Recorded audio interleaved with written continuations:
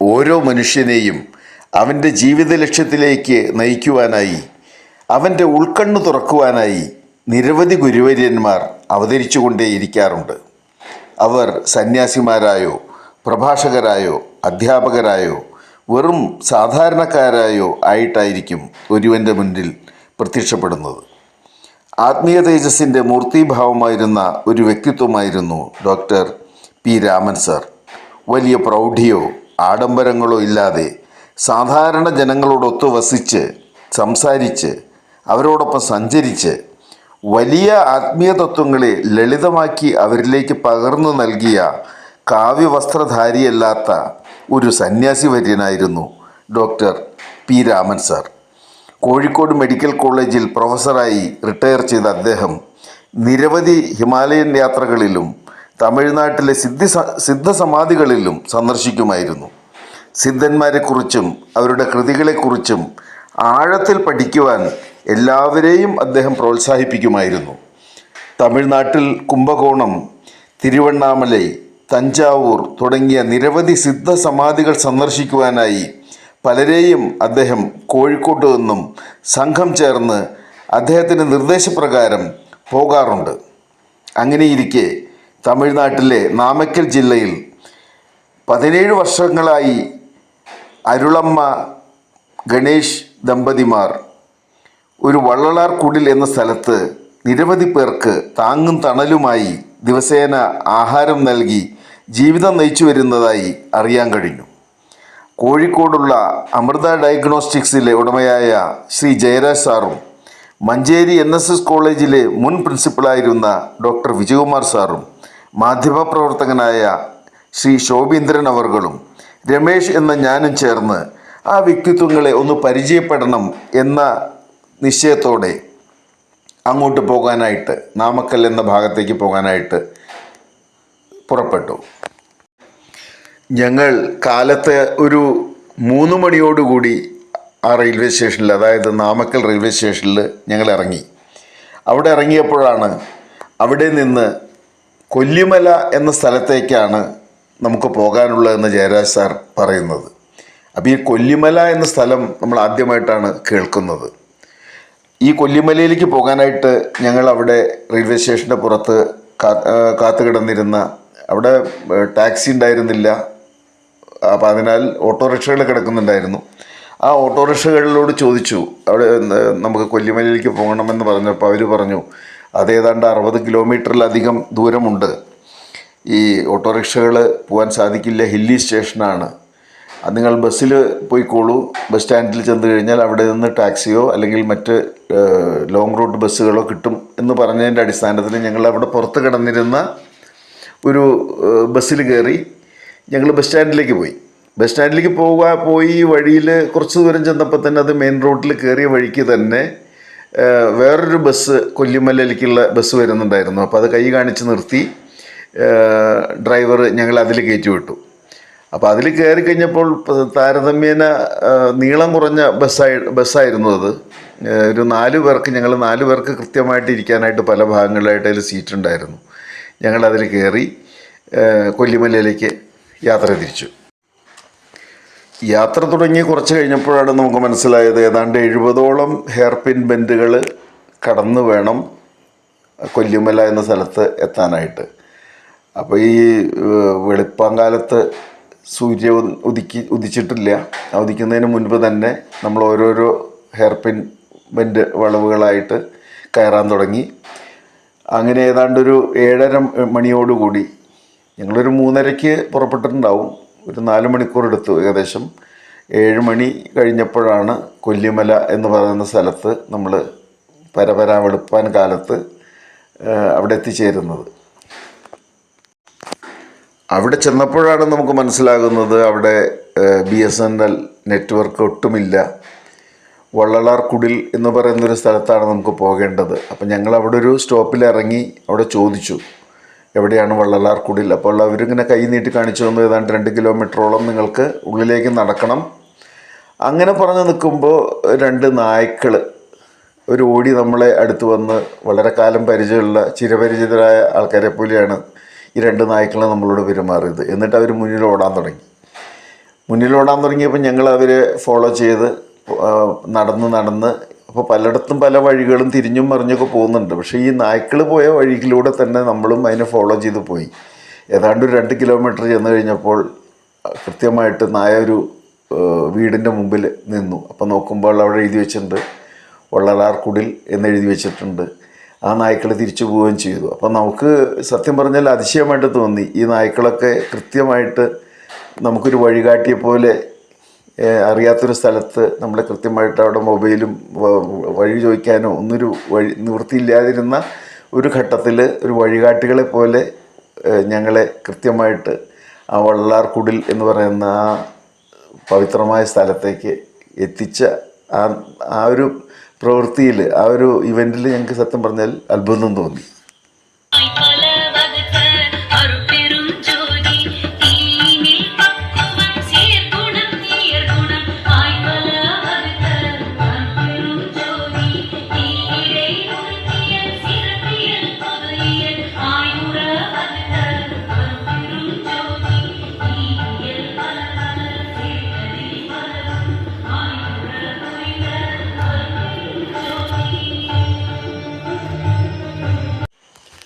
ഒരുപാട് കാഴ്ച വിരുന്നുകളുള്ള ഒരു സ്ഥലമാണ് കൊല്ലിമല.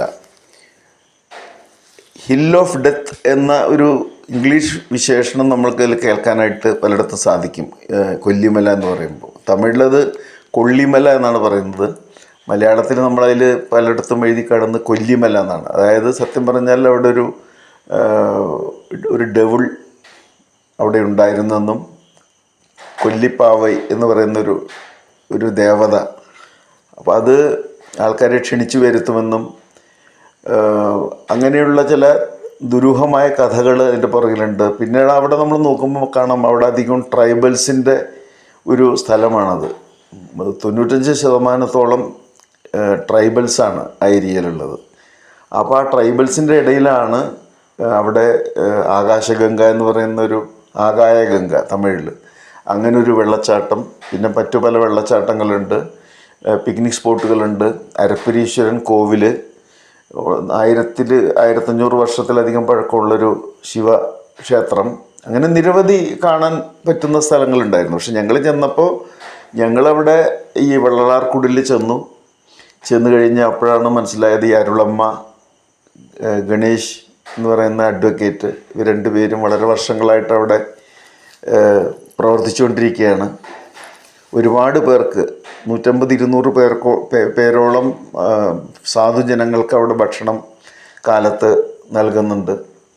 കാലത്ത് ഒരു ഔഷധക്കഞ്ഞി, അതിന് ശേഷം മോര്, അതിനൊക്കെ ശേഷം ഉച്ചയ്ക്കൊരു 1 മണിയാകുമ്പോൾ നിരവധി പേർക്ക് അവിടെ ഭക്ഷണം, ചോറും കൂട്ടാനും ഉപ്പേരിയൊക്കെ ആയിട്ടുള്ള ഒരു ഭക്ഷണം എല്ലാവർക്കും ഉറപ്പാക്കുന്ന ഒരു രീതിയാണ് അവിടെ കണ്ടത്.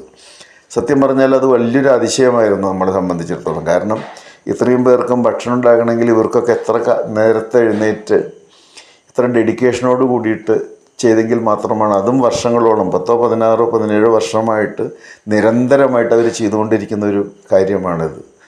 അപ്പോൾ ഇത്തരത്തിലുള്ള ഒരു സമൂഹത്തിൻ്റെ ഇടയിൽ, അതായത് അവിടെ നമ്മൾ നോക്കുമ്പോൾ ഇപ്പം ഈ വള്ളലാർ സ്വാമികളുടെ തത്വം എന്ന് പറഞ്ഞു കഴിഞ്ഞാൽ തീർത്തും കാരുണ്യത്തിൻ്റെയും സ്നേഹത്തിൻ്റെയും ഒക്കെ മൂർത്തിഭാവമായിട്ടുള്ള ഒരു ആചാര്യനാണ് വള്ളലാർ സ്വാമികൾ. വെജിറ്റേറിയൻ ആയിട്ടുള്ളൊരു ഭക്ഷണമാണ് അദ്ദേഹം പ്രിഫർ ചെയ്യുന്നത്. അതായത് ഒരു ജീവികളെയും കൊല്ലാതെ അവരെ ദ്രോഹിക്കാതെ കാരുണ്യം എന്ന ഒരു തത്വത്തിൽ ഊന്നിക്കൊണ്ട് വേണം ജീവിതം നയിക്കാനെന്ന് ഉദ്ബോധിപ്പിക്കുന്ന വള്ളലാർ സ്വാമികളുടെ വള്ളലാർ കുടിൽ ഒരു ഭാഗത്ത്, അതേസമയം ജീവികളെയൊക്കെ ശൂലത്തിൽ ജീവനോടെ തറച്ച് അങ്ങനെയുള്ള ചില മന്ത്രവാദങ്ങളും അങ്ങനെയൊക്കെ ചെയ്യുന്ന പെരിയസ്വാമി ടെമ്പിൾ എന്ന് പറയുന്ന അങ്ങനെയുള്ള ചില അമ്പലങ്ങളും അവിടെ നമുക്ക് കാണാൻ കഴിയും. അപ്പോൾ ഈ വൈരുദ്ധ്യങ്ങൾ നമുക്ക് തീർത്തും കാണാൻ പറ്റുന്ന ഒരു സ്ഥലമായിട്ടാണ് കൊല്ലിമല നമുക്ക് കാണാൻ കഴിയും. കാരണം ഒരു ഭാഗത്ത് നന്മയുടെ ഒരു പ്രതീകവും മറ്റു ഭാഗങ്ങളിൽ തിന്മകളുടെ ഒരു പ്രതീകങ്ങളുമായിട്ടുള്ള നിരവധി, അതൊരു ജീവിതത്തിൻ്റെ തത്വമാണത്. അപ്പം ഞങ്ങൾക്ക് അവിടെ ചെന്ന് കഴിഞ്ഞിട്ട് ഞങ്ങൾക്ക് വേറെ എവിടെയും ഞങ്ങൾ ഈ ഇതൊന്നും കാണാൻ പോയില്ല. ഞങ്ങൾ അവിടെ തന്നെ നിന്ന് അപ്പം നമുക്ക് ഇവരുടെ പ്രവർത്തനങ്ങൾ കാണാനുള്ള ഭാഗ്യം കിട്ടി. അതിനുശേഷം നമ്മുടെ Ganesh sir, advocate Ganesh sir നമുക്ക് ഒരു 2 മണിക്കൂറോളം അദ്ദേഹത്തിൻ്റെ ഒരു പ്രഭാഷണം ശ്രവിക്കാനുള്ള ഭാഗ്യമുണ്ടായി. അപ്പം അതിലൊക്കെ വളരെ നമുക്കുണ്ടായിരുന്ന പല സംശയങ്ങളും ദൂരീകരിക്കാനായിട്ട് ആ ഒരു സന്ദർശനം നമുക്ക് ഭാഗ്യം നൽകി എന്നുള്ളതാണ്. നമ്മുടെ ഓരോ ചോദ്യങ്ങൾക്കും ഒരു അതിശയോക്തിയും ഇല്ലാത്ത രീതിയിലാണ് ഗണേഷ് സാറ് ഉത്തരങ്ങൾ നൽകിയത് എന്നുള്ളതാണ് വസ്തുത. കാരണം മുൻപ് നമ്മൾ ധരിച്ചിരുന്നത് വള്ളലാർ സ്വാമികൾ സസ്യാഹാരത്തിനെ പ്രൊമോട്ട് ചെയ്യുന്നു, ജീവികളെ കൊല്ലാൻ പാടില്ല, ആഹാരത്തിനായിട്ട് ഒരിക്കലും മറ്റുള്ളൊരു ആരെയും ദ്രോഹിക്കരുത്, അങ്ങനെയുള്ളൊരു പ്രത്യേകതയാണ് നമ്മൾ വള്ളലാർ സ്വാമികളിൽ കണ്ടിരുന്നത്. നമ്മൾ വടലൂരെല്ലാം ചെല്ലുമ്പോഴും അവിടെ ആ സത്യജ്ഞാനസഭയുടെ ആ അമ്പലത്തിൻ്റെ പുറത്ത് എഴുതി വച്ചിരിക്കുന്നത് അതൊക്കെ തന്നെ, അതാണ്, അത്തരം തത്വങ്ങളാണ്. പക്ഷേ അതിനപ്പുറത്തും ഇതിൻ്റെ ഒരു ആഴം, വള്ളലാർ സ്വാമികളുടെ തത്വങ്ങളുടെ ആഴമുണ്ട് എന്ന് നമുക്ക് മനസ്സിലാക്കി തരാനായിട്ട് ഗണേഷ് സാറിൻ്റെ ആ സംഭാഷണത്തിന് കഴിഞ്ഞു എന്നുള്ളതാണ്. കൂടുതൽ വലിയ അതിശയോക്തിയോ അല്ലെങ്കിൽ അത്ഭുതങ്ങളോ അങ്ങനെയുള്ള കാര്യങ്ങളിലേക്ക് കടക്കാതെ തികച്ചും പ്രാവർത്തികമായ രീതിയിൽ എന്താണ് വള്ളലാർ സ്വാമികളുടെ സന്ദേശം എന്ന് അദ്ദേഹം ഞങ്ങൾ 3-4 പേരും ഓരോരുത്തരും സംശയങ്ങൾ പലതും ഉണ്ടായിരുന്നു. എല്ലാം ചോദിച്ചപ്പോൾ എല്ലാറ്റിനും വളരെ കൃത്യമായ രീതിയിൽ, വ്യക്തമായ രീതിയിൽ നമുക്ക് മറുപടി നൽകാനായിട്ട് അദ്ദേഹത്തിന് കഴിഞ്ഞു. അത് നമുക്ക് ഒരുപാട് ഉൾക്കാഴ്ച നൽകി എന്നുള്ളതാണ് സത്യം. ഈ കൊല്ലിമലയിൽ തന്നെ ഏതാണ്ട് 56 60 കുടുംബങ്ങളിൽ 90 വയസ്സിലധികം പ്രായമുള്ള ചില ജനങ്ങളൊക്കെ താമസിക്കുന്നുണ്ട്. അവരെല്ലാം പന്നിക്കൂട്ടിലും തൊഴുത്തിലും ഒക്കെ നടതള്ളിയ ഒരവസ്ഥ ആ കൊല്ലിമലയിലുണ്ട് എന്നാണ് അറിയാൻ കഴിഞ്ഞത്. അപ്പോൾ അവിടെയൊക്കെ ഇവരുടെ സഹായഹസ്തങ്ങൾ, അരുളമ്മയുടെയും ഗണേഷ് സാറിൻ്റെയൊക്കെ സഹായഹസ്തങ്ങൾ കൃത്യമായ സമയത്ത് എത്തുന്നു എന്നതാണ് വസ്തുത. അവർ പലർക്കും ഇങ്ങനെയുള്ള പിന്തള്ളപ്പെട്ടു പോയ ജനങ്ങളിലേക്കൊക്കെ വേണ്ടത്ര ആഹാരം എത്തിക്കുകയും അവർക്ക് വേണ്ട സഹായം ഉറപ്പാക്കുകയും അങ്ങനെയുള്ള എല്ലാ കാര്യങ്ങളും ചെയ്യുന്ന ഒരു പ്രവൃത്തി നമുക്ക് അവിടെ കാണാൻ കഴിഞ്ഞു എന്നുള്ളതാണ്. ഇതൊന്നും ഇക്കാലത്ത് നമ്മൾ, കാരണം ഇതൊക്കെ പലരും ഇന്ന് നമ്മൾ സമൂഹ മാധ്യമങ്ങളിലൊക്കെ കാണുമ്പോൾ പേരിനും പ്രശസ്തിക്കും വേണ്ടിയിട്ടൊക്കെ ചെയ്യുമ്പോൾ ഇത് ഒരു പ്രശസ്തിയോ ഒരു പേരോ അല്ലെങ്കിൽ ഒന്നും പ്രതിഫലമായിട്ടൊന്നും പ്രതീക്ഷിക്കാതെ എല്ലാം ഒരു വള്ളലാർ സ്വാമികളുടെ തത്വങ്ങളുടെ അടിസ്ഥാനത്തിൽ, ആ സ്നേഹം, കാരുണ്യം എന്ന തത്വങ്ങളുടെ അടിസ്ഥാനത്തിൽ സ്വന്തം ജീവിതം തന്നെ അതിനായിട്ട് അർപ്പിക്കപ്പെട്ട 2 വ്യക്തിത്വങ്ങളെ നമ്മൾ കാണാൻ കഴിഞ്ഞു എന്നുള്ളത് തന്നെ നമ്മുടെ ജീവിതത്തിലെ വലിയൊരു ഭാഗ്യമായിട്ട് ഞങ്ങൾക്ക് മനസ്സിലായി എന്നുള്ളതാണ് സത്യം. വള്ളലാർ കുടിലിൽ അവർ നൽകുന്ന ഈ ഭക്ഷണം വിതരണം പോലെ തന്നെ, അന്നദാനം പോലെ തന്നെ മറ്റു 3 സ്ഥലങ്ങളിലും, വേറിട്ട സ്ഥലങ്ങളിലും ഇതുപോലുള്ള അന്നദാനത്തിൻ്റെ പോയിന്റുകൾ അവർ സ്ഥാപിക്കുകയും അവിടെയൊക്കെ ഇതുപോലെ തന്നെ പിന്തള്ളപ്പെട്ടു പോയ ജനങ്ങൾക്ക്, ആഹാരത്തിന് ആവശ്യമുള്ള ജനങ്ങൾക്കൊക്കെ ഭക്ഷണം നൽകുകയും ചെയ്യുന്ന രീതി നമുക്ക് കാണാൻ കഴിഞ്ഞു. ഈ കൊല്ലിമലയിൽ ഞങ്ങളെ ബസ് കയറ്റി വിടാനായിട്ട് അരപ്പരീശ്വരം കോവിലിൻ്റെ അടുത്താണ് ബസ് കയറേണ്ട സ്ഥലം ഉണ്ടായിരുന്നത്, ബസ് സ്റ്റാൻഡ് ഉണ്ടായിരുന്നത്. അപ്പോൾ ഞങ്ങളെ വൈകുന്നേരമായപ്പോൾ ഗണേഷ് സാറ് ഞങ്ങളെ 4 പേരെ അവിടെ കൊണ്ടുവിട്ടു. അവിടെ കൊണ്ടുവിട്ട് ഞങ്ങളവിടെ ഏതാണ്ട് 1 മണിക്കൂറോളം ബസ് കാത്തു നിന്ന സമയവും നമുക്ക് ഒരുപാട് അനുഭവങ്ങളുണ്ടായി എന്നുള്ളതാണ്. ഞങ്ങളങ്ങനെ ബസ് കാത്തു നിന്നപ്പോൾ ഒരു ചെറുപ്പക്കാരനായിട്ടുള്ളൊരു സന്യാസി, ഒരു 10-25 വയസ്സുള്ള ഒരു സന്യാസിയാണ്, അത്ര ചെറുപ്പക്കാരനാണ്. അപ്പോൾ അദ്ദേഹം വന്ന്, ഞങ്ങൾ 5 പേര് നിന്ന് സംസാരിച്ചുകൊണ്ടിരിക്കുകയാണ്. അതിൻ്റെ ഇടയിൽ കൃത്യമായിട്ട് വന്ന് അദ്ദേഹം ഗണേഷ് സാറിൻ്റെ അടുത്തേക്കാണ് നേരിട്ട് പോയത്. എന്നിട്ട് പറഞ്ഞു, എനിക്കൊരു 20 രൂപ വേണം എന്ന് പറഞ്ഞു. അപ്പോൾ അദ്ദേഹം ഒന്നും മടിക്കാതെ തന്നെ പോക്കറ്റിൽ നിന്ന് ഒരു 20 രൂപ എടുത്ത് ഈ സന്യാസിയുടെ കയ്യിലേക്ക് കൊടുത്തു.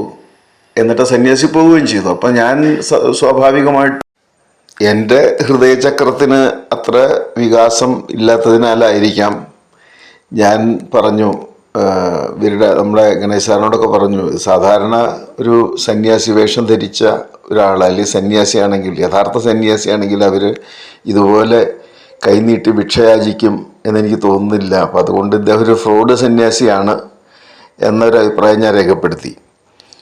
അതേ സമയത്ത് ഞാൻ നോക്കിക്കഴിഞ്ഞപ്പോൾ ഇദ്ദേഹം നേരെ ഒരു കടയിലേക്കാണ്, അവിടെ മുമ്പിൽ കുറേ ബിസ്ക്കറ്റ് ബേക്കറി കടകളൊക്കെ ഉണ്ട്.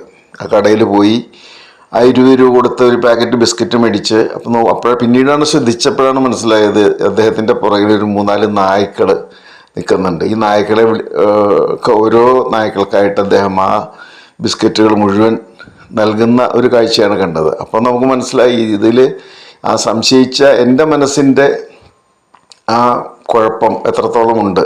അതായത് എനിക്ക് എന്നെ തന്നെ നോക്കിക്കാണാനുള്ളൊരു അവസരം അവിടെ ലഭിച്ചു എന്നുള്ളതാണ്. നമ്മൾ കാണുന്ന ഈ കാരുണ്യവും സ്നേഹവും ഒക്കെ അവിടെയുള്ള മൃഗങ്ങളിൽ കൂടി ഉണ്ട് എന്നതിൻ്റെ തെളിവായിട്ട് നമ്മൾ അവിടെയുള്ള ഒരു പട്ടിയും അതിൻ്റെ കുട്ടികളുടെ ഒരു അവസ്ഥയും നമ്മൾ കണ്ടു. ഒരു പട്ടിയും അതിന് ശരിക്കും 3 കുട്ടികളാണുള്ളത്. പക്ഷെ 4 കുട്ടികൾക്ക് അത് പാല് കൊടുക്കുന്നത് കണ്ടു. അപ്പോഴാണ് മനസ്സിലായത് ഒരു കുട്ടിയെ അത് ആരോ കൊണ്ടുവന്ന് അവിടെ വലിച്ചെറിഞ്ഞിട്ട് പോയതാണ് അതിൻ്റെ ഉള്ളിലേക്ക്. അപ്പം അതിനെയും കൂടി അഡോപ്റ്റ് ചെയ്തുകൊണ്ട് ഈ 4 കുട്ടികൾക്കും അതിനറിയാം അതിൻ്റെ കുട്ടിയല്ല എന്നുള്ളത്. അപ്പോൾ എങ്കിൽ പോലും ആ 4 കുട്ടികൾക്കും ഒരേ സ്വന്തം മക്കളെ പോലെ തന്നെ പാല് കൊടുത്തുകൊണ്ടിരിക്കുന്ന ഒരു പട്ടിയെയും നമ്മളവിടെ കണ്ടു. ഇതൊക്കെ സത്യം പറഞ്ഞു കഴിഞ്ഞാൽ നമുക്ക് കൊല്ലിമല തരുന്ന പഠിപ്പിച്ച ഒരു പാഠങ്ങളായിട്ടാണ് നമ്മൾ കണ്ടത്. നമ്മളവിടെ ചെന്ന് അവിടെ കുറേ നേരം ഇരുന്ന് അവിടെ ഒരു ദിവസം മുഴുവൻ ചെലവഴിച്ച് തിരിച്ചു വരുമ്പോൾ സത്യം പറഞ്ഞാൽ നമ്മുടെ മനസ്സിലെ എന്തൊക്കെയോ കൊല്ലങ്ങളായിട്ട് കിടന്ന ചില പ്രാരാബ്ധങ്ങൾ, ഭാരങ്ങൾ എല്ലാം ഒഴിഞ്ഞു പോയ ഒരവസ്ഥയാണ് ഞങ്ങൾക്ക് കൊല്ലിമലയിൽ നിന്ന് തിരിച്ചു വന്നപ്പോൾ ഉണ്ടായത്. അത് ഈ കൊല്ലിമലയെ പറ്റി പറഞ്ഞു കഴിഞ്ഞാൽ ഇനി ഒരുപാട് അനുഭവങ്ങൾ നമുക്ക് രേഖപ്പെടുത്താനുണ്ടെങ്കിൽ പോലും വളരെ നല്ല ഇനിയും വീണ്ടും വീണ്ടും നമുക്ക് അവിടെ സന്ദർശിക്കാനായിട്ട് നമ്മൾ ആഗ്രഹിക്കുന്നൊരു സ്ഥലമാണ്. അപ്പോൾ അതുകൊണ്ട് തന്നെ നല്ല ഒരുപാട് അനുഭവങ്ങൾ, പ്രത്യേകിച്ച് ഈ 2 ദമ്പതികളിൽ നിന്ന്, അരുളമ്മയും ഗണേശ് സാറിൽ നിന്നും അവരുടെ അറിവ്, അവരുടെ ആ ഒരു സങ്കല്പം, ഇതെല്ലാം നമ്മളിൽ ഒരുപാട് മാനസികമായിട്ടുള്ള ഒരു ആത്മീയമായിട്ടും ഒക്കെ നമുക്ക് ഒരുപാട് പ്രചോദനങ്ങൾ നൽകി എന്നുള്ളത് സത്യമാണ്. അങ്ങനെ നമ്മുടെ മനസ്സിനെ എപ്പോഴും ആകർഷിച്ചുകൊണ്ടിരിക്കുന്ന ഒരു സ്ഥലമായി മാറി കൊല്ലിമലയും അവിടെയുള്ള വള്ളറാർകുടിലും അവിടെയുള്ള അരുളമ്മ ഗണേഷ് ദമ്പതിമാരും. അവരുടെ പ്രവർത്തനങ്ങൾ എല്ലാ ജനങ്ങളും അറിയേണ്ടതാണ്. എല്ലാവരിലേക്കും ഇത്തരം നന്മ നിറഞ്ഞ ഈ ഒരു വ്യക്തിത്വങ്ങളെ, അവരുടെ പ്രവർത്തനങ്ങളെക്കുറിച്ച് എല്ലാവരും അറിഞ്ഞിരിക്കേണ്ടതുമാണ്. അങ്ങനെ നിറഞ്ഞ മനസ്സോടെ ഞങ്ങൾ ആ കൊല്ലിമലയിൽ നിന്നും വൈകുന്നേരം സേലം റെയിൽവേ സ്റ്റേഷനിലേക്ക് ബസ് കയറി തിരിച്ചു വന്നു. മനസ്സിൽ തീർച്ചയായിട്ടും മായാത്ത ഓർമ്മകൾ സമ്മാനിച്ചുകൊണ്ട് കൊല്ലിമല ഇന്നും അതിൻ്റെ മനോഹാരിത മനസ്സിൽ നിറഞ്ഞു നിൽക്കുകയാണ് ഞങ്ങളെല്ലാവരുടെയും.